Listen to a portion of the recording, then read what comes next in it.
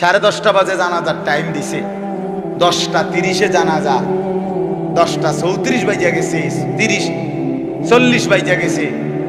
কিছু মানুষের এই পরিমাণ অস্থিরতা। এই মিয়া, টাইম টেবিল ঠিক রাখো না।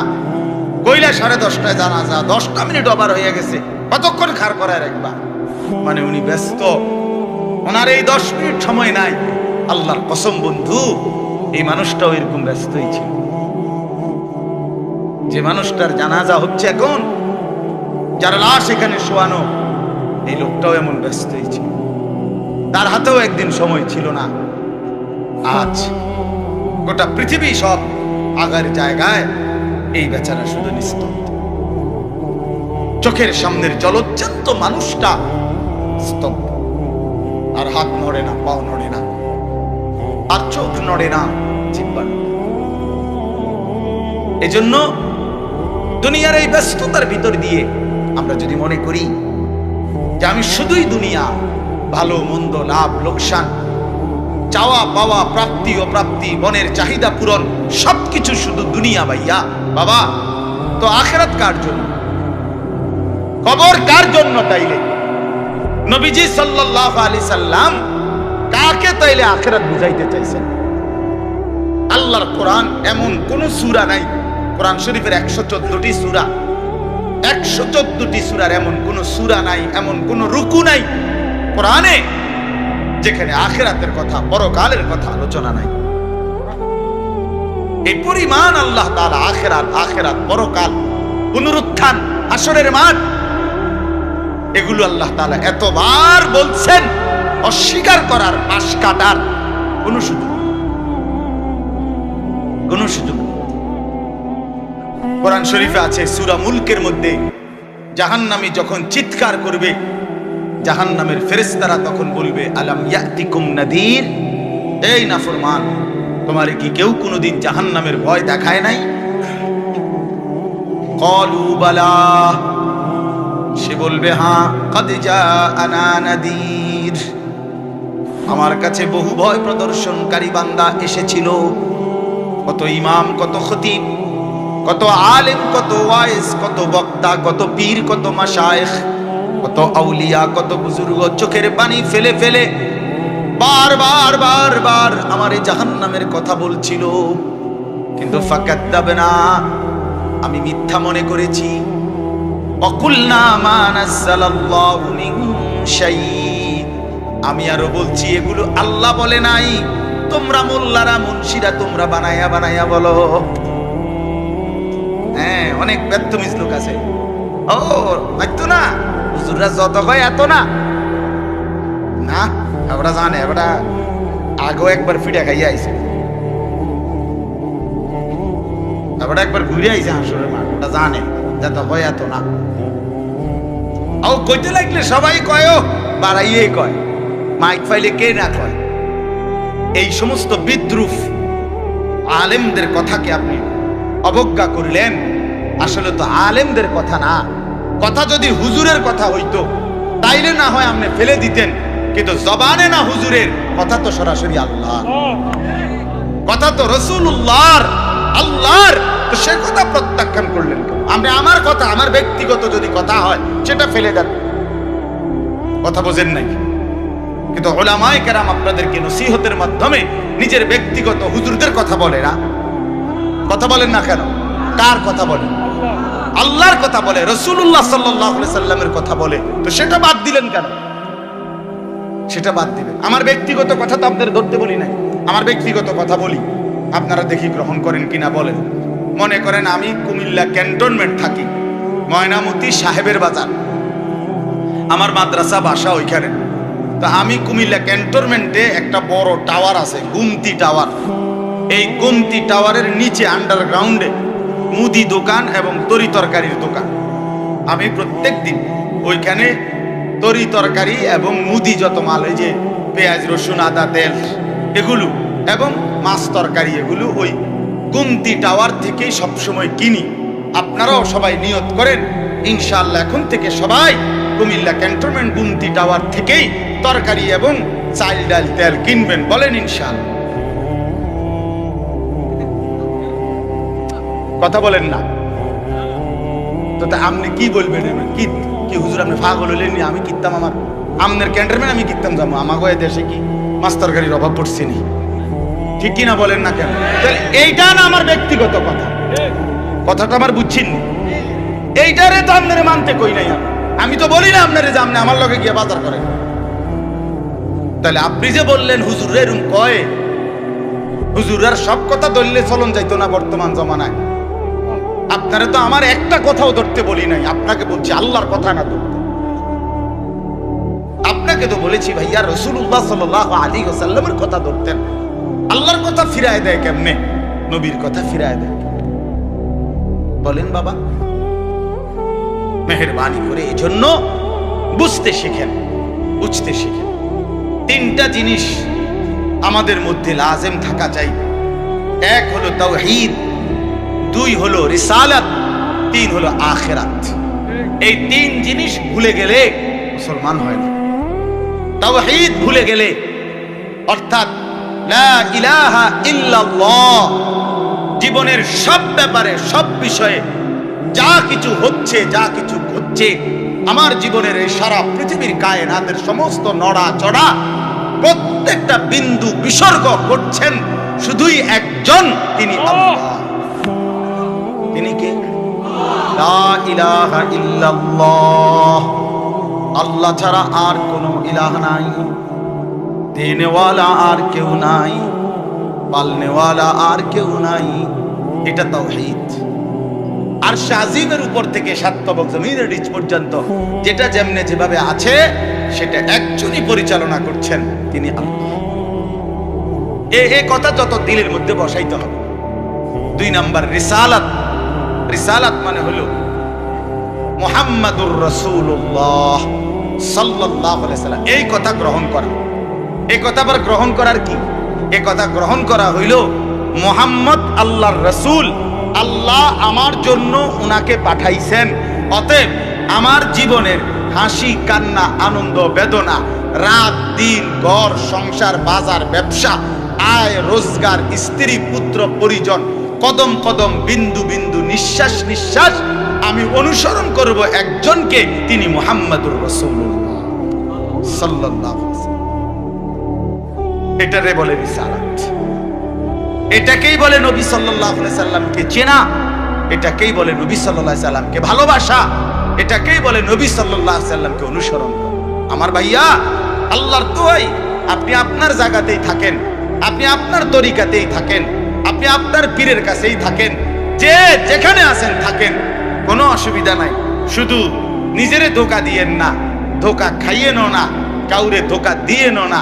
আল্লাহ রাসূল বলছে আল মুমিনু লা ইয়াখদাউ ওয়ালা ইউখদাউ। খেয়াল করে শুনেন এই কথাটা। মুমিন, নবীজি বলছে, কোন ঈমানদার কাউকে ধোঁকা দেয় না। খোদার কসম নবী বলছে ঈমানদার ধোঁকা খায়ও না। লা ইয়াখদাউ অর্থ সে ধোঁকা দেয় না, ওয়ালা ইউখদাউ অর্থ নিজেও ধোঁকা খায় না। অতএব রাসূলুল্লাহ সাল্লাল্লাহু আলাইহি সাল্লামের সাথে সম্পর্ক, ভালোবাসা, মহব্বতের সবটা 100 অনুসরণের মাধ্যমে, অনুসরণের মাধ্যমে, অনুসরণের মাধ্যমে। চেহারায় যার দাড়ি নাই সে রাসূলকে ভালোবাসে না, ঘরে যার স্ত্রী বেপরদা সে রাসূলকে ভালোবাসে না, উপার্জনের মধ্যে যার হালাল নাই সে রাসূলকে ভালোবাসে না, জীবনে যার সুন্নত তরিকার অনুসরণ নাই সে আল্লাহর রাসূলকে কশিন কালেও ভালোবাসে না।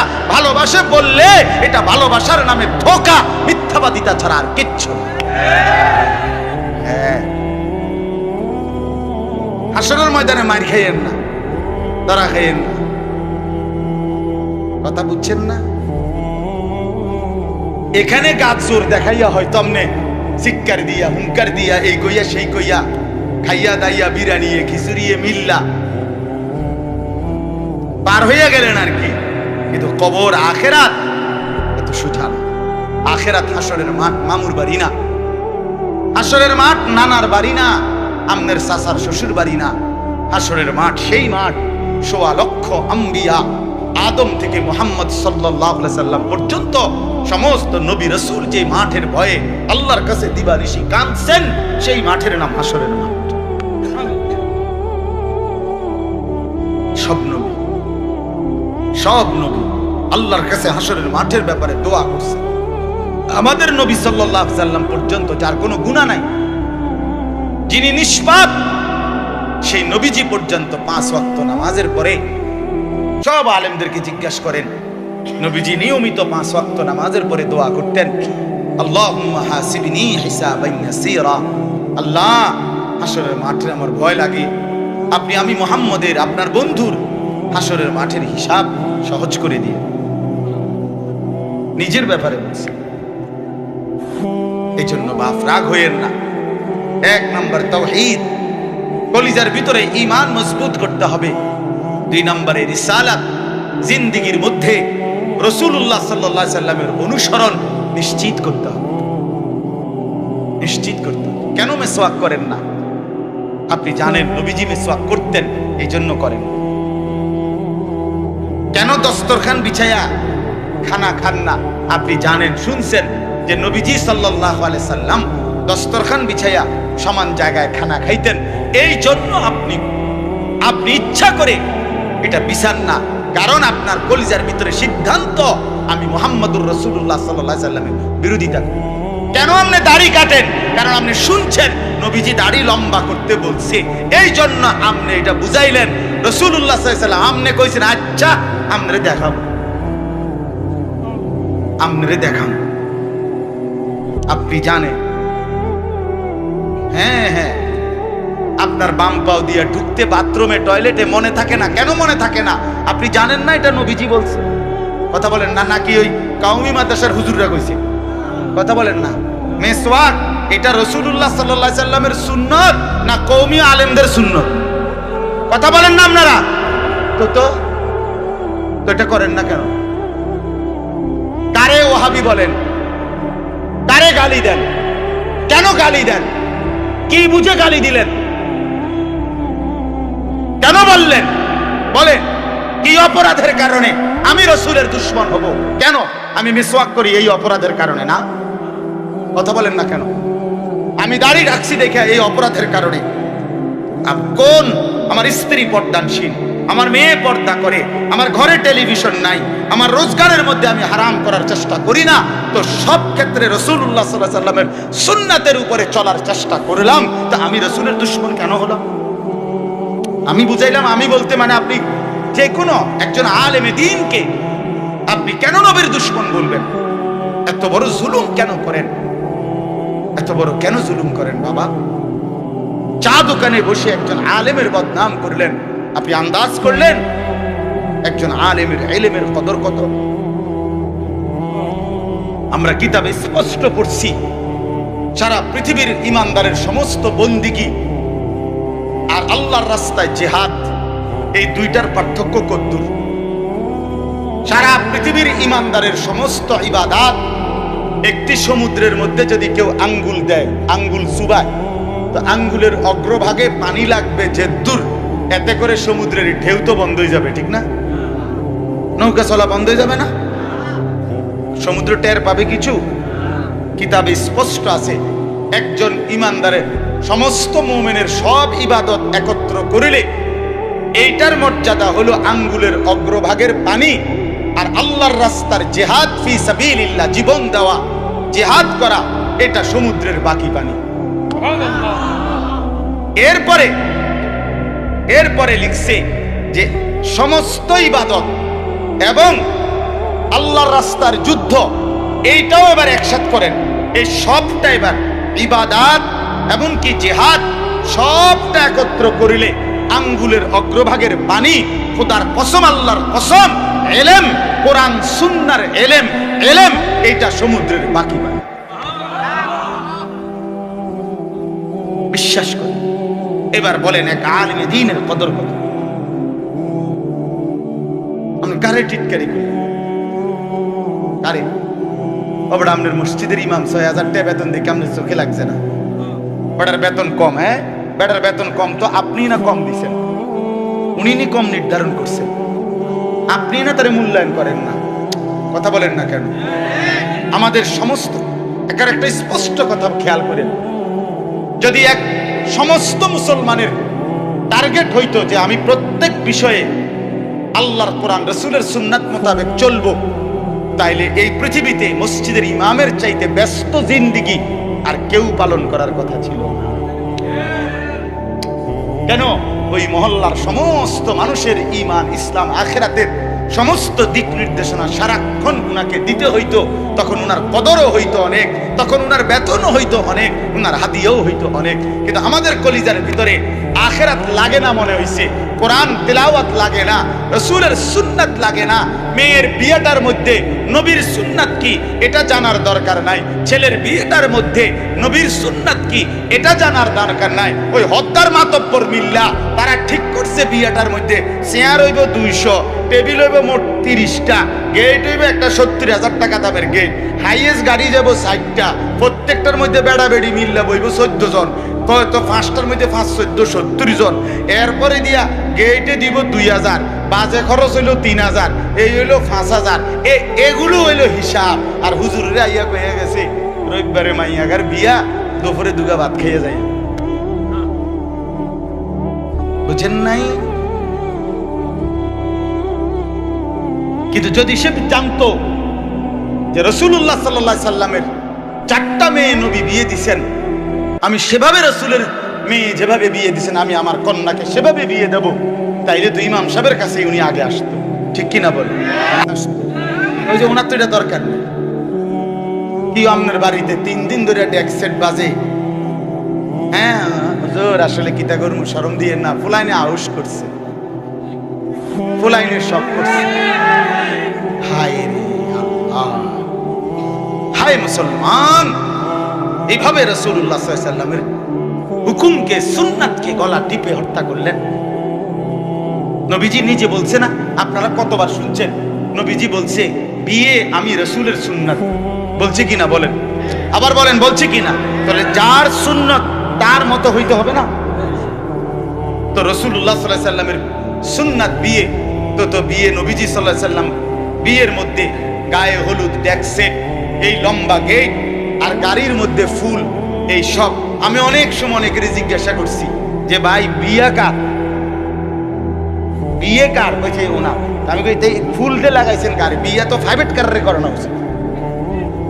বেকুব যদি পুরা তার সিরা হয়, এই মাতাল হওয়ার কারণে একমাত্র তার সিরা দেখা প্রাইভেট কারের মধ্যে কি লাগাইছে।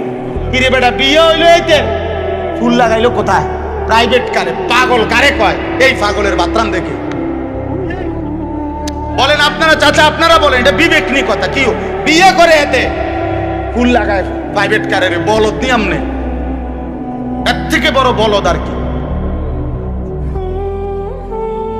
আস্তাগফিরুল্লাহ, কি পরিমাণ বোকা আমরা। 10,000 টাকা কোথায় লাগাইলেন? 10,000 টাকা এই ফুলগুলো লাগাইতে গিয়ে 5,000 টাকা, 7,000 টাকা, 10,000 টাকা কোথায় দিলেন? 10,000 টাকা পেলে একজন এতিম সন্তান 1 বছর পড়ালেখা করতে পারত। 10,000 টাকা পেলে একজন বিধবা নারী হয়তো তার 2 মাসের চাল ডাল কিনতে পারত। আর আপনি বিয়ের গাড়িটা সাজায় নিয়ে গেলেন, মেয়ের বাড়িতে দাঁড়াইতে দেরি, পাউডা দিতে দেরি, গাড়িটা থামতে দেরি, ছেলেগুলোরে নামাইলে জামাইরে নামাই নিতে নিতে পরবর্তী সর্বোচ্চ 5টা মিনিটের ভিতরে আইসা দেখবেন একটা ফুলও গাড়িতে নাই। এত বড় বেউকুফ যেটা আমার 5টা মিনিট টিকলো না, আমি কার জন্য সাজাই? কার জন্য সাজাই? এজন্য বাবা 1 নাম্বার বললাম আল্লাহর প্রতি তাওহীদ, আর 2 নাম্বার হলো পুরা জিন্দেগি রাসূলুল্লাহ সাল্লাল্লাহু আলাইহি সাল্লামকে অনুসরণ করা। 3 নাম্বার হলো আখিরাত। সবকিছুর ক্ষেত্রে ফিকির করবেন। আপনি আমি সবাই মৃত্যুর মাধ্যমে আখিরাতের দিকে যেতে হবে। কিসের দিকে? হ্যাঁ, মৃত্যু মানে শেষ না, মৃত্যু মানে সমাপ্তি না, মৃত্যু মানে শেষ না বাবা। মৃত্যু মানে আখিরাত, পরকালের জিন্দেগি, পরবর্তী অধ্যায়, নতুন অধ্যায়ের শুরু, নতুন অধ্যায়ের শুরু। এই জন্য আখিরাতকে ভুললে জীবনের কোনো অর্থ থাকে না। আখিরাতকে ভুললে মানুষ আর মানুষ থাকে না। বিশ্বাস করেন, পরকালের অনুভূতি যার নাই, কবরের অনুভূতি যার নাই, হাসরের ময়দানের বিবেক যার নাই, আল্লাহর কসম ওই ব্যক্তির জীবনের কোনো নিয়ন্ত্রণ নাই, সে যা ইচ্ছা তাই করে, জন্তু জানোয়ার যা করে। সমস্ত মানুষ যারা অপরাধ থেকে বেঁচে থাকে এবং পুণ্য কর্ম উত্তম কাজে লেগে থাকে, তার একটা মূল ফিকির তার কলিজার ভিতরে এটা আছে, আমি গুনাহ থেকে বাঁচতে হবে, আমি নেক কাজ করতে হবে। কেন? আমাকে আখিরাতে যেতে হবে। কথা বলেন না কেন? যে গুনাহ থেকে বাঁচে, কেন বাঁচে? আখিরাত আছে। যে নেক কাজ করে, কেন করে? আখিরাত আছে, আখিরাত আছে। এই জন্য এই তিন জিনিস শেখা দরকার, কলিজার মধ্যে আনা দরকার। তাওহীদ, রিসালাত, আখিরাত। বলেন কি? তাওহীদ মানে লা ইলাহা ইল্লাল্লাহ, বলেন। রিসালাত মানে মুহাম্মাদুর রাসূলুল্লাহ, আর আখিরাত মানে পরকাল। এখন আসেন শেষ অংশে। আখিরাতের এই পুরা আখিরাতের পরকালের জিন্দেগিটার উদ্বোধন, শুরু মৃত্যু। মৃত্যুর মাধ্যমেই শুরু হয়।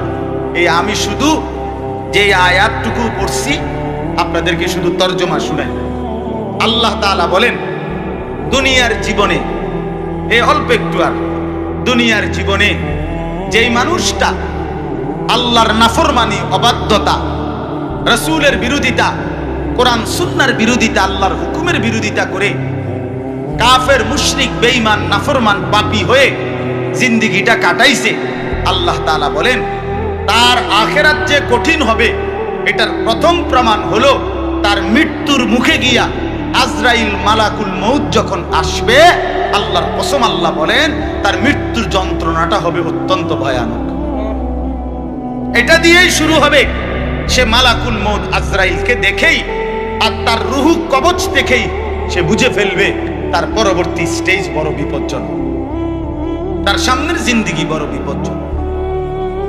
আল্লাহ তাআলা বলেন সমস্ত নাফরমান ব্যক্তির জান কবজের মুহূর্তটা খুব বেশি যন্ত্রণাদায়ক, খুব বেশি যন্ত্রণাদায়ক, খুব বেশি।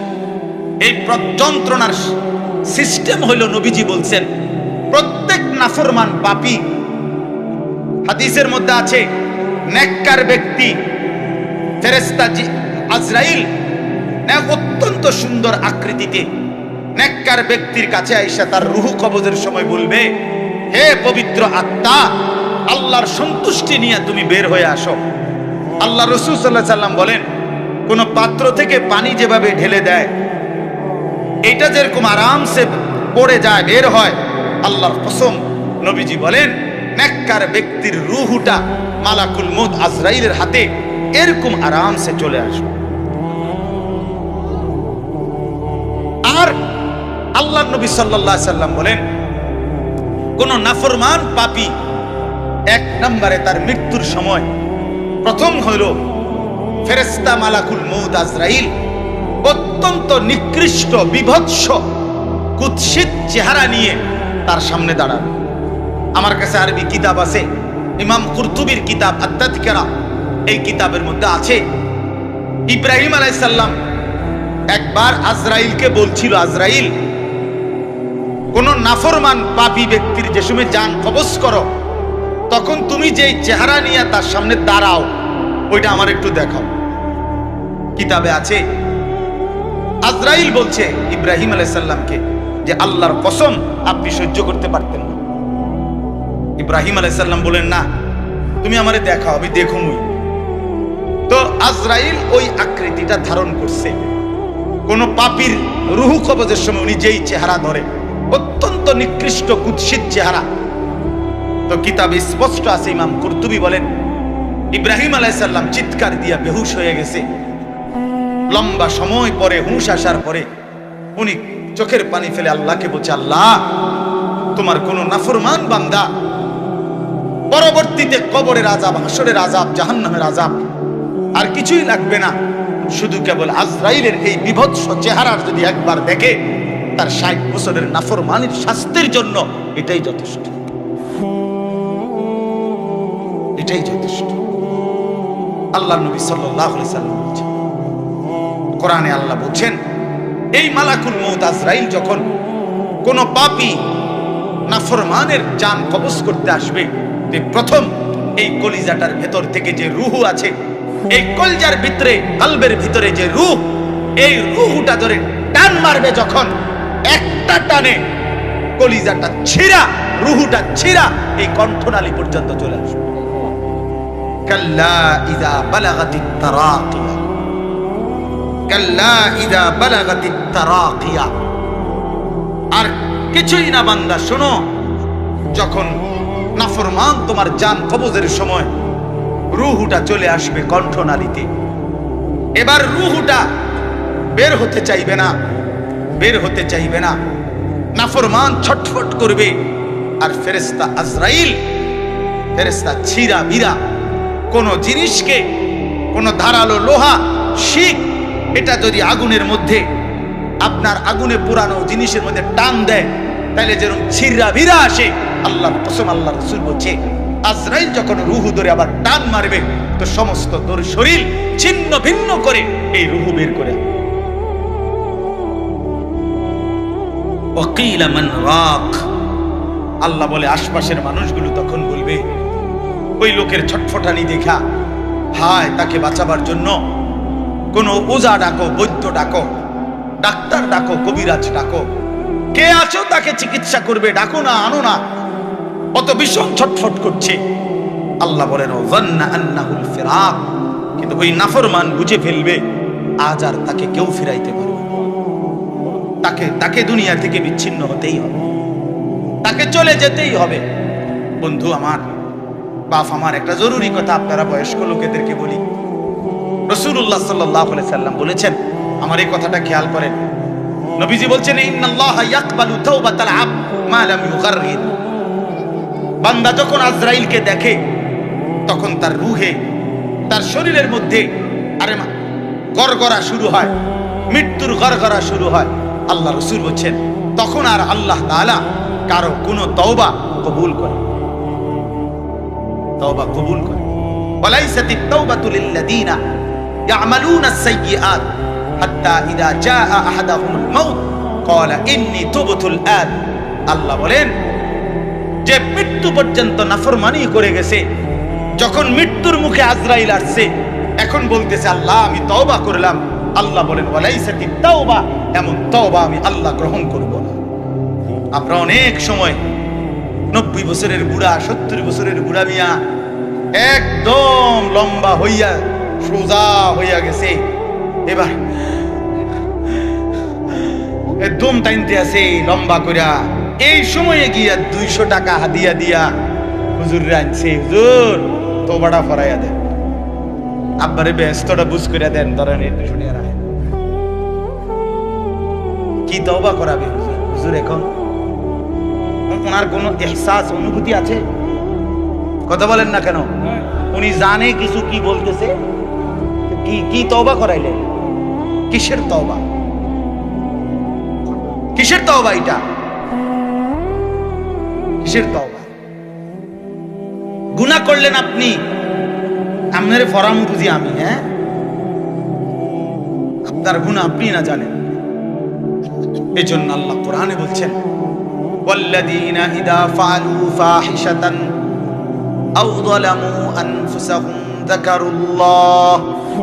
আল্লাহ বলে, বান্দা শোনো, জীবনভর যদি গুনাহ করো, নাফরমানি করো, জুলুম করো, নাফরমানি করো, কিন্তু আমার যেই বান্দা গুনাহ করবে অথবা নাফরমানি, অশ্লীলতা, বেহায়াপনা করে, আল্লাহ বলেন, যদি সাথে সাথে আমি আল্লাহকে মনে করে, অতঃপর ফাস্তাগফারু লিযুনুবিহিম, আমি আল্লাহর কাছে নিজের গুনাহের জন্য মাফ চাই, ওয়া মান ইয়াগফিরুয যুনুবা ইল্লাল্লাহ, বুঝে শুনে দিল থেকে বলে, আল্লাহ আপনি মাফ না করলে মাফ করবে কে? ওয়ালাম ইউসিররু আলা মা ফাআলু ওয়া হুম ইয়ালামুন, আর আল্লাহকে বলে, আল্লাহ এই গুনাহ আমি ছেড়ে দিলাম, ওয়া হুম ইয়ালামুন, জেনে বুঝে এমন নাফরমানি আর করব না, মাফ করে দেন। খোদার কসম, আল্লাহ বলেন, বুঝে শুনে আমার বান্দা যদি গুনাহ ছেড়ে দিয়ে আর করবে না, ওয়াদা দিয়ে আমি আল্লাহর কাছে চোখের পানি ফেলে মাফ চাই। এবার গুনাহ যদি আসমান পরিমাণও হয়, আমি আল্লাহ ওয়াদা করলাম বিনিময়ে পুরা মাগফিরাত দিয়ে দেব। উলাইকা জাযাউহুম মাগফিরাতুম মির রাব্বিহিম, পুরা মাফ। তো শর্ত হইল বান্দা আর করবা না, ওয়াদা দিতে হবে, গুনাহগুলো ছেড়ে দিতে হবে। আমনের কলজার ভিতরে হইল আমনে কোনো সুদের দিয়া ছাড়তেন না, আমনে কোনো বিড়িখানা ছাড়তেন না, আমনে কোনো সাদওয়ানের টেলিভিশন সাউন্ড বন্ধ করতেন না। আমনে হুজুরের লগে যে ডোলেন আস্তাগফিরুল্লাহ রাব্বি, আমনে কীর্তন লরেন, আমনের পকেটে দে বিড়ি, আমনের লাগে যে সাদওয়ানের টেলিভিশন লইয়া বইয়া রইছে দোকানদার, আমনে লরেন কীর্তন, কি এর তওবা করেন কার কাছে? আল্লাহ বোঝে না? কথা বলে না? হ্যাঁ, আল্লাহ জানে না? এটারই নি কয় তওবা। টেলিভিশনের দিকে চাইয়া চাইয়া কর তওবা তওবা তওবা তওবা। আরে কিতে রে বাবা রে, দেশটার মধ্যে কি শুরু হইল? আপনি যেটি চাইতে আছেন এটি শুরু হয়েছে। আস্তাগফিরুল্লাহ, আস্তাগফিরুল্লাহ। এজন্য বাবা জওয়ান হন, বৃদ্ধ হন, গুনাহ ছাড়তে হবে এখন। কখন বলেন? ওই বাবা বলেন না কখন? এখন এখন এখন, আজ। গুনাহ করলেন যখন, ছাড়বেন তখন। দিল, দিমাগ, আকল, হুঁশ আছে যখন, এটা মনে রেখে। আল্লাহ তাআলা বলেন ওয়াযান্না আন্নাহুল ফিরাক, আশপাশের লোকজন তো ডাক্তার কবিরাজ লইয়া ডাকাডাকি করছে, কিন্তু সে বুঝে ফেলছে তাকে দুনিয়া থেকে আলাদা হবে, আর থাকতে পারবে না। ওয়ালতাফাতিস সাকু বিসাক, আল্লাহ তাআলা বলেন ভয়ে আর আতঙ্কে নাফরমান পাপী জান কবজের সময় তার দুইটা পাও মিলাইবার মতো ক্ষমতাও আর তার থাকবে না। পায়ের দুইটা গোছা গোড়ালি এইটা পর্যন্ত কুদুর লাগানো অথবা সরানো এই ক্ষমতাটাও থাকবে না। এতটা ভয়ে আতঙ্কে পাও নিয়ে পড়ে থাকবে যে পায়ের গোছা গোড়ালিটা পর্যন্ত নাড়াইতে পারবে। ইলা রাব্বিকা ইয়াউমাইদিনিল মাসাক, আর এই অবস্থাতেই তাকে আল্লাহ তাআলার কাছে পৌঁছতে হবে। কার কাছে বলেন না? এবার দেখেন এই কথাটা ছেলেরা তোমরা শোনো, শুনো, চাচারাও শোনেন, নওজোয়ান তোমরাও শোনো। চারটা আয়াতে কোরআনুল কারীমে আল্লাহ বলছেন, মোট 4 জায়গায়, যে আল্লাহ বলছেন মৃত্যুর যন্ত্রণা নাফরমানের অত্যন্ত কঠিন। এই জান কবজের সময় একেবারে সব সিরালাবে। তো এইটা আল্লাহ বলছেন মৃত্যুর যন্ত্রণা সবচেয়ে বেশি কঠিন। যে মৃত্যুর রুহু কবজের, এটা কার হবে? কার জান কবজের সময় যন্ত্রণা হবে কঠিন? আল্লাহ বলছেন ফালা সাদ্দাকা ওয়ালা ইলা রাব্বিকা ইয়াউমাইদিনিল মাসাক ফালা সাদ্দাকা ওয়ালা সাল্লা। কেন মৃত্যু যন্ত্রণা হচ্ছে? কেন তার রুহুটা ছিঁড়া বিড়া নিতেছে? আল্লাহ বলেন কারণ হলো আমার এই নাফরমান বান্দা 1 নম্বরে আমি আল্লাহর কথায় বিশ্বাস করে নাই, 2 নম্বরে ওয়ালা সাল্লা 5 ওয়াক্ত নামাজ আদায় করে। এই জন্য আমি আল্লাহর কসম দিয়ে হাত জোড় করে বলি, ভাইয়া আমার, বন্ধু আমার, ছেলেরা আমার, তোমরা যারা নামাজ পড়ো না, আল্লাহর কসম কবর, হাসর, আখিরাত, মিজান তো কষ্ট হবেই, মৃত্যুর মুখে তোমাদের রুহু কবজের সময়ও ভীষণ কষ্ট, কষ্ট পাইবা। খুব বেশি দিন না। ফালা সাদ্দাকা ওয়ালা সাল্লা ওয়ালাকিন কাযাবা ওয়া তাওয়াল্লা। আল্লাহ বলেন বরং সে আমার কথা মিথ্যা মনে করেছে, আর আমি আল্লাহর হুকুম থেকে মুখ ফিরাই দিয়েছি। আমি বলি ডাকি এদিকে, সে যায় ওদিকে। আজান হয় মসজিদে, নাফরমান যায় বাজারে। মসজিদে জামাত চলে, নাফরমান চা দোকানে বসে বসে গপ মারে। হ্যাঁ, ওয়ালাকিন কাযাবা ওয়া তাওয়াল্লা।